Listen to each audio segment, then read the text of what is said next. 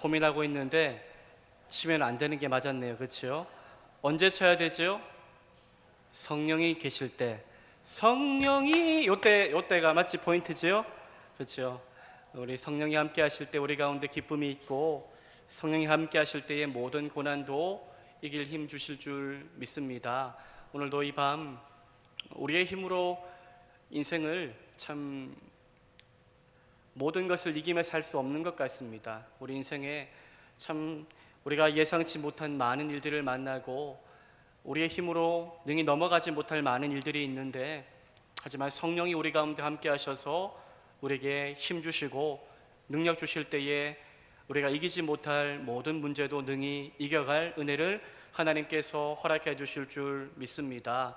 오늘 이 밤 참 무덥고 무더운 여름철을 지나고 있는데, 하지만 하나님이 주실 힘을 또 소망하며 나오신 여러분들을 사랑하고 축복합니다. 이 시간 옆에 계신 분들 한번 인사하겠습니다. 사랑하고 축복합니다. 오늘은 우리 전도사님이 십자가에 대해서 많이 또 찬양을 해주셨는데, 지난 수요일에 이어서 이제 정말로 십자가에 매달리신 예수님에 대해서 함께 이야기를 나누고자 합니다. 오늘 읽은 본문은 정확한 시기로 본다면 고난 주간 가운데 금요일에 있었던 사건을 다루고 있지요. 지난 수요일에 로마 군병들에 의해서 예수님께서 참 희롱, 수치당하셨고 고통당하셨지요. 가시 면류관에 찔리시고, 그리고 침뱉음 당하시고, 참 많은 채찍질도 당하시는 일들이 있었는데, 오늘 본문은 그 이후에 이제 골고다 언덕길을 올라가시는 장면입니다. 골고다 언덕길을 올라서 십자가에 못 박히시는 예수님의 모습에 대해서 하나하나 말씀하고 있지요. 오랜 기간이 아니었습니다. 사내들인 공회원들, 가룟 유다에 의해서 그들을 데리고 와서 잡혀서 예수님이 총독 본디오 빌라도에게 그렇게 넘겨지시고 신문을 받으시지요. 신문을 받으시고 예수님은 그 신문 가운데 아무 죄가 없으심이 드러났습니다. 빌라도도 이 사람은 그렇게 내가 보니 죄가 없다라고 이야기할지요. 그 진실을 알고 있었지만, 하지만 사람들의 시선이 두려워 밀란이 일어날까봐 그는 결국 자신의 유익을 택하여 죄 없으신 예수 그리스도에게 사형 판결을 내리셨습니다. 그 판결 이후에 예수님은 이제 로마 군병들에게 희롱과 수치를, 고통을 다 당하신 이후에 직접 그 무거운 십자가를 짊어지고 높은 골고다 언덕길을 올라가셔야만 했습니다. 하지만 올라가는 게 만만하지 않았지요. 예수님이 기력이 없으셨습니다. 너무 많이 맞으셨고, 너무 많은 피를 흘리셨고, 먹지 못하셨고, 잠도 주무시지 못하셨기에 모든 기력을 다 잃어버린 예수님은 홀로 올라가기도 힘드셨고, 또 그 무거운 십자가를 짊어지고 올라간다는 것은 더더욱 어려운 일이었습니다. 그래서 예수님이 십자가를 짊어지고 올라가지 못하고 쓰러지는 그 모습을 보자 로마 군인들은 어떻게 합니까? 근처에 있던 한 사람을 무작위로 차출하여서 예수님의 십자가를 대신 지고 올라가도록 명령합니다. 그 사람이 누구였지요? 그 사람이 누구입니까? 구레네 시몬이라는 사람이었습니다. 구레네 시몬. 우리 마태복음 27장 32절 말씀을 함께 한번 읽어보겠습니다. 시작. 나가다가 시몬이란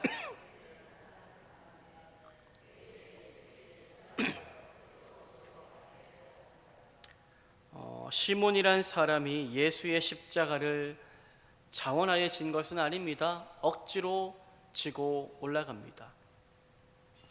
시몬이란 사람은 그 근처에 지나갔을 수도 있고 예수님을 구경했던 사람일 수도 있는데, 그 근처에 있다가 딱 너 나와 해서 걸린 겁니다.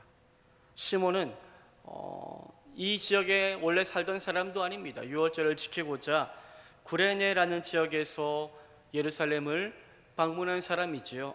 그런데 그가 수많은 사람 가운데 이게 은혜입니다, 여러분들. 우리도 수많은 사람 가운데 택함 받은 것 아닙니까? 수많은 사람 가운데 예수님의 십자가를 짊어지는 한 사람으로 누가 뽑혔습니까? 구레네 시몬이라는 사람이 뽑힌 것입니다. 인간적으로 생각할 때 그의 생각은 어땠습니까? 낭패이지요. 낭패입니다. 누가 그 수많은 사람들 가운데 누가 저 저주받은 예수, 저주받아 십자가에 달려 죽을 저 예수의 십자가를 대신 짊어지고 올라가고 싶었겠습니까? 아무도 없었을 것입니다. 세상 말로 이야기한다면 구레네 시몬은 재수 없는 사람인 겁니다. 재수 없는 사람. 그런데 여러분, 구레네 시몬이 이날 억지로 십자가를 짊어지고 올라갔지만, 억지로 십자가를 짊어지고 올라간 것은 그에게 저주가 아니었고 이후 그에게 가장 큰 축복이 되는 사건이 되어집니다. 그때 그는 십자가를 억지로 짊어지게 된 것이 자신에게 있어 이루 말할 수 없는 축복임을 그는 전혀 상상하지 못했겠지만 말이지요. 여러분, 예수님의 십자가를 대신 지고 올라간 구레네 시몬, 그의 이후의 삶은 어땠을까요? 그는 수많은 사람들, 예수를 욕하는 사람들 중에 한 사람으로 그의 인생이 끝났을까요? 아닙니다. 그의 인생은 이후에 큰 믿음을 가진 인생이 됩니다. 그 사람뿐만이 아니라 구레네 시몬의 자녀들까지도 정말로 믿음의 계보를 이어가는 가문이 됩니다. 마가복음 15장과 로마서 16장을 보면 구레네 시몬의 아들들의 이름이 나오는데요, 바로 우리가 성경을 읽을 때마다 보았던 알렉산더와 루포라는 이름을 들어보셨을 텐데, 알렉산더와 루포가 누구입니까? 구레네 시몬의 아들들인 겁니다. 아들들. 이 두 사람이, 이 구레네 시몬의 아들들이 이후에 사도들에게도 거론될 정도로 신실한 신앙인 그리스도인으로 소개되어 성경에 기록되어 있는 것입니다. 초대교회에 없어서는 안 될 중요한 신앙인으로 이 구레네 시몬의 자녀들이 그렇게 쓰임받은 거죠. 여러분, 그런데 어떻게 이러한 일이 일어날 수 있었던 것일까요? 바로 그의 아버지 구레네 시몬이 이날 예수님의 십자가를 억지로 짊어지게 되면서 이 모든 일들이 일어날 수 있게 되었습니다. 은혜이죠, 은혜. 스스로 한 것이 없습니다. 로마 병정들에게 택함 받았지만 결국 하나님이 그를 택하여 주셨기 때문에 그 모든 일이 일어날 수 있게 된 거지요. 그 이후 아마 구레네 시몬은 마음의 감동을 받아 예수님을 믿고 그리스도인이 되어서 그의 자녀들에게까지 자신이 만난 예수 그리스도, 그 은혜의 진리에 대해서 전하고 그들도 믿게 되었을 것입니다. 그렇게 이날 예수님의 십자가를 억지로 지게 된 것은 구레네 시몬에게는 그 어떤 것보다 은혜이고 축복이었던 거지요. 여러분, 억지로 구레네 시몬이 자원해서 진 게 아닙니다. 억지로 십자가를 진 구레네 시몬도 이러한 주님의 놀라운 은혜와 축복을 받게 되었는데, 하물며 우리가 기쁨으로 자원하여 주님의 십자가를 나도 짊어지고 가겠습니다. 주님, 나도 주님이 내게 짊어지게 하신 십자가 짊어지고 좁은 길, 진리의 길, 은혜의 길, 생명의 길 가겠습니다 라고 고백하며 주님 앞에 순종하고자 하는 성도들에게 얼마나 주님은 더 큰 축복으로 역사하여 주실까요? 세상 속에서 물론 우리는 십자가 진리를 붙들고 살아야 되는데, 세상 속에서 십자가의 그 진리의 무게를 짊어지고 세상과 다른 삶을 구별되게 살아가며 사람들이 가는 길이 아니라 주님이 가라고 명령하시는 그 길을 가는 것은 사실 쉬운 일은 아닙니다. 십자가를 짊어진다 라는 것은 성공의 길이 아니라 좁은 길, 협착한 길, 고통의 길, 눈물의 길, 시련의 길을 걷는 것입니다. 그 십자가의 길을 내가 자원하여 걷고자 할 때에 당하지 않아도 될 핍박도 당할 수도 있고, 너무나도 오랜 광야의 시절 가운데 메마르고 힘겨운 시절을 지날 수도 있지요. 하지만 주님을 위한 십자가, 그 십자가가 너무 무겁지만 무거울지라도, 하지만 끝까지 그 내게 짊어지게 하신 그 주님의 십자가를 믿음으로 끝까지 주님 부르시는 날까지 우리가 짊어지고 살아갈 때에 우리 주님은 그렇게 기쁨으로 십자가의 길을 가고자 하는 우리를 축복하시고 칭찬하실 것이며, 우리를 또 위로하시고 우리에게 은혜의 담비, 성령의 능력, 감당할 만한 힘과 은혜까지도 허락해 주실 줄 믿으시기를 바랍니다. 그렇게 구레네 시몬의 도움을 받아 예수님은 골고다, 즉 해골의 곳이라는 곳에 마침내 도착하시게 됩니다. 골고다라고도 부르기도 하고 갈보리라고도 불려집니다. 이곳은 해골의 장소라는 뜻을 가지고 있는 지명입니다. 해골의 장소, 죽음과 두려움의 냄새가 가득한 곳이었지요. 그곳에 도착했을 때에 로마 군병들은 쓸개 탄 포도주를 예수님께 입에 대어 주어 마시게 하지만 예수님은 살짝 맛보신 이후에 더 이상 마시고자 하지 않으십니다. 쓸개 탄 포도주는 마취 효과가 있어서 죄수들에게 고통을 완화시켜 주는 것이었는데요, 하지만 예수님은 그것을 거부하시죠. 예수님은 하나님의 뜻을 아셨던 겁니다. 인류의 대속, 제물로 자신이 완전히 죽어야 됨을 아셨기 때문에 자신이 겪어야 될 고통을 피하려고 하지 않으셨고, 온전하게 적극적으로 그 모든 고통을 받고자 그렇게 순종하고자 하십니다. 이처럼 예수님은 우리를 위하여 모든 고통을 다 감내하셨습니다. 그리고 이후 예수님은 십자가에 못 박히시지요. 35절부터 40절까지 말씀은 예수님께서 십자가에 못 박히신 과정과 그 이후에 당하신 고난에 대해서 이야기하고 있는데요, 예수님은 어떤 고난 당하셨죠? 어떤 고난? 예수님은 인간이 겪어야 될 모든 고통을 십자가 위에서 경험하십니다. 모든 고통.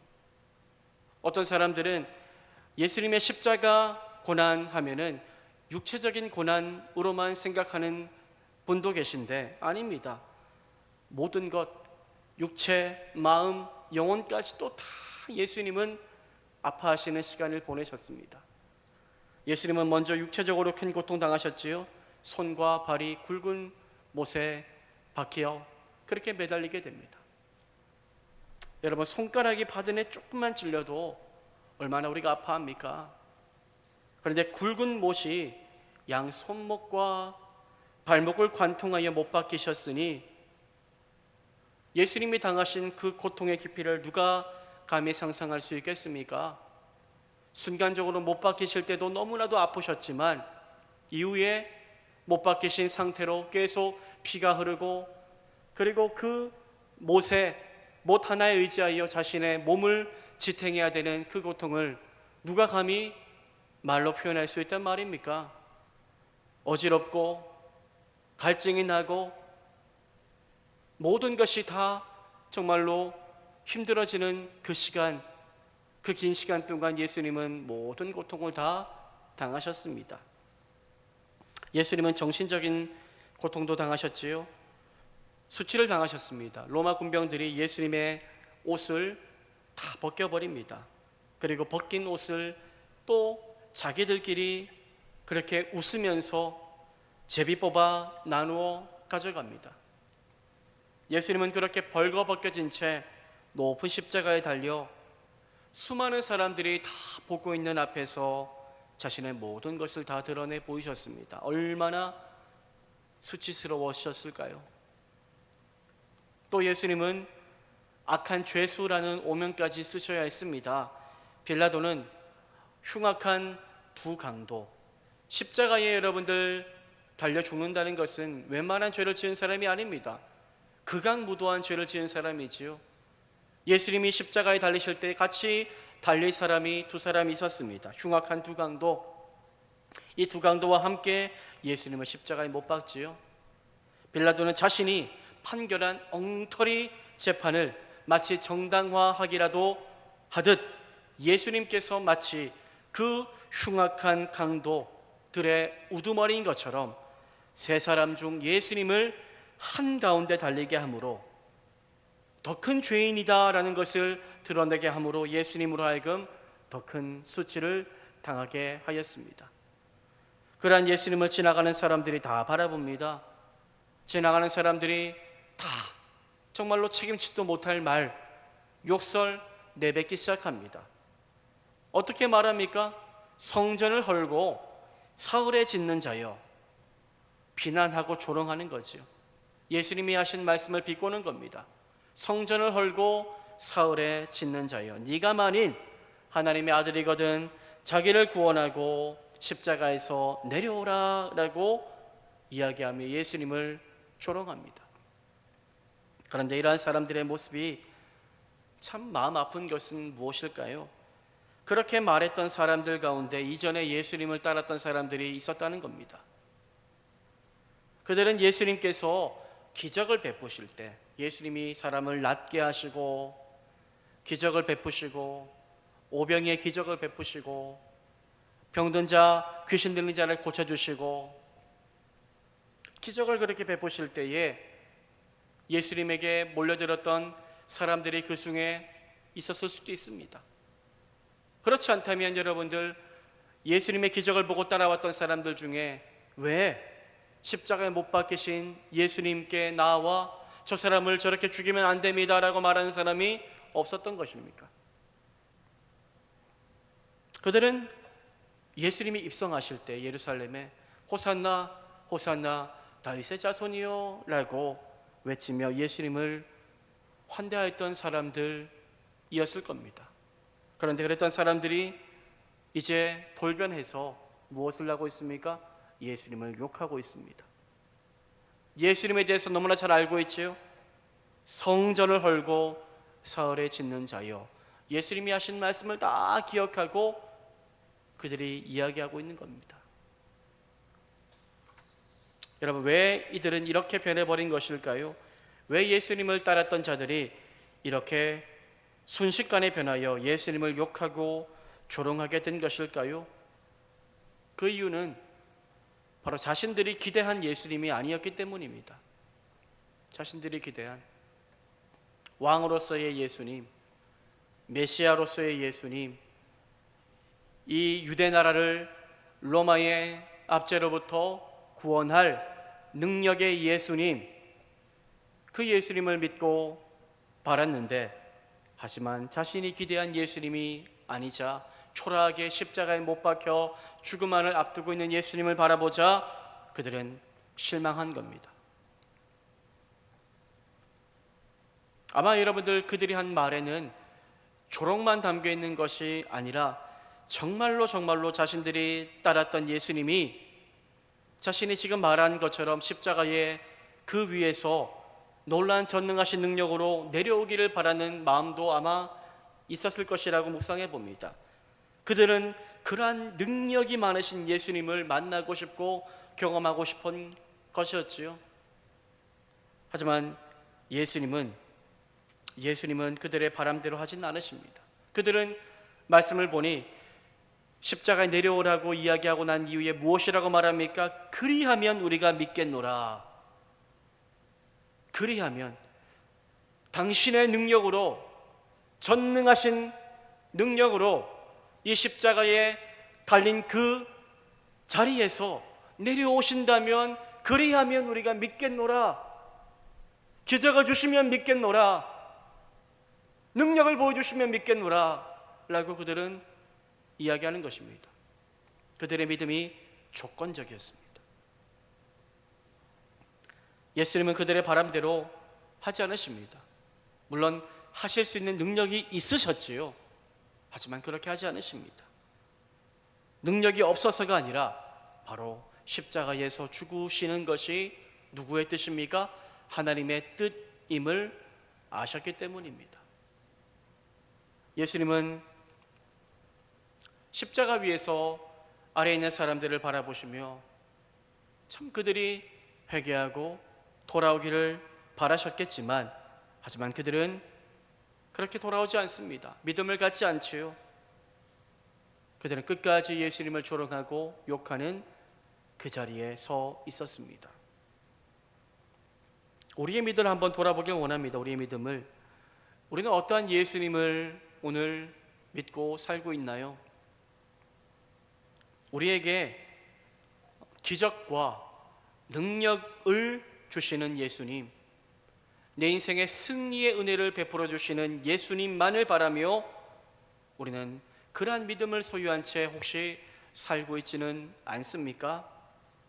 그래서 내가 믿는 예수님이 내 삶에 은혜를 베풀지 않고, 내 삶에 막힌 것이 예수님 믿는데도 열리지 않고, 내가 간절히 기도했는데 아픈 것들 나아지지 않고, 내가 그렇게 노력하고 기도하고 신앙생활 열심히 했는데 직장에 어려움이 풀리지 않고, 그래서 전능하신 예수님이 능력으로 내 삶 가운데 임재하지 않으시기에 내 믿음도 흔들리고 약해지고 의심하고 좌절하고 그렇게 떠나버리는 믿음이 혹시 아닙니까?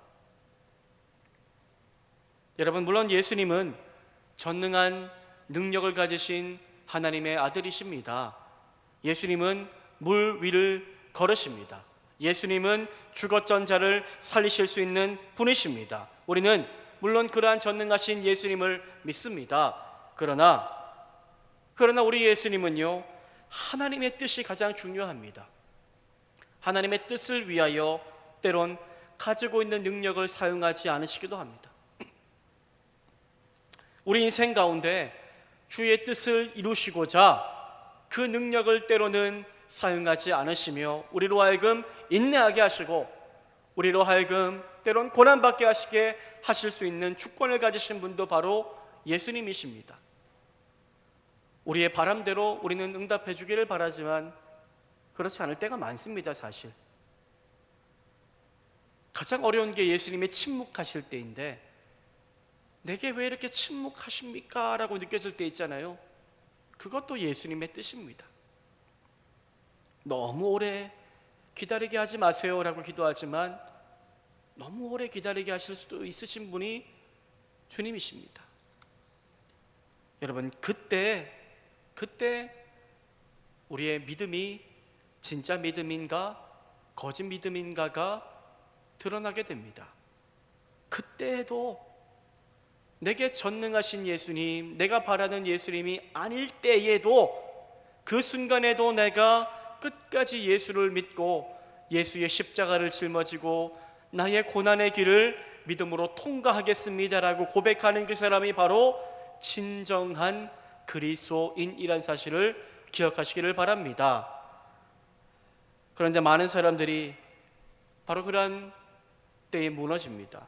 자신들의 바람과 다른 예수님, 내가 원하는 것을 채워지지 않는 예수님에게 실망하고 마음이 흔들리고 의심하고 더 나아가 믿음을 버리기도 하고, 그렇게 잘 믿던 사람이 예수님을 욕하는 자리에 내려가기도 하는 것을 보지 않습니까? 여러분, 하지만 진짜 믿음의 사람은 십자가에서 무기력하게 아무것도 하지 않으시고 그저 죽음만을 기다리시며 물과 피를 다 쏟으시는 예수님을 보면서도 끝까지 예수 믿을 수 있는 사람이 진짜 믿음의 사람이라는 사실을 기억하시기를 바랍니다. 그 모든 과정 속에 내가 알지 못하는 하나님의 놀라운 뜻이 있음을 신뢰하는 겁니다. 주님과 함께, 그리고 나 또한 주님이 허락하신 고통의 십자가에 아픔이 있다면 그 십자가 짊어지고 예수님이 그 십자가를 끝까지 묵묵히 짊어지고 가셨던 것처럼 나 또한 영광의 부활의 날이 이를 때까지 끝까지 믿음으로 인내하며 나의 십자가의 길을 걸어가는 것입니다. 이게 진짜 믿음입니다. 우리의 믿음이 이러한 믿음이 되기를 소망합니다. 우리 예수님은 자신의 뜻대로 응답해 주지 않는 하나님께 실망하지 않으셨습니다. 예수님도 십자가 위에서 나의 하나님 어찌하여 나를 버리셨나이까 라고 고백하실 정도로 예수님은 완전하게 하나님 앞에 버림받으셨지만 그 순간에도 예수님은 하나님을 원망하지 않고 배반하지 않고 끝까지 주의 뜻대로 되기를 바라며 예수님은 그 길을 걸어가셨습니다. 우리의 믿음이 이러한 예수님과 같은 믿음이 되기를 축복합니다. 성공과 형통과 은혜와 축복만을 바라는 믿음을 넘어, 이건 여러분들 믿음의 첫 단계입니다. 그것을 넘어서 이후에 우리 가운데 테스트가 있어요. 고난, 환난, 오랜 시간 기다려야 되는 그 침묵의 시간, 이 시간들이 우리 가운데 주어질 때가 있는데 그때 우리의 믿음이 발휘되어지기를 축복합니다. 내 삶에 일어나는 십자가 고통과 같은 고난의 자리에서도 변함없는 사람, 신실한 사람, 한결같은 사람이 되어서 정말로 주님 우리를 부르시는 그날까지 끝까지 십자가 짊어지고 가다가 정말로 모든 영광과 찬송과 존귀와 영광 주님께 올려드립니다 고백하며 주님이 기뻐하시는 승리를 누리는 이기는 자가 되기를 주님의 이름으로 축복합니다. 이 시간 우리 함께 찬양하며 주님 앞에 기도하는 시간 갖겠습니다. 십자가의 길을 걷는 자가 되기를 소망합니다. 하나님, 인생의 고난이 있고 조롱하는 소리가 있고 수많은 유혹이 있을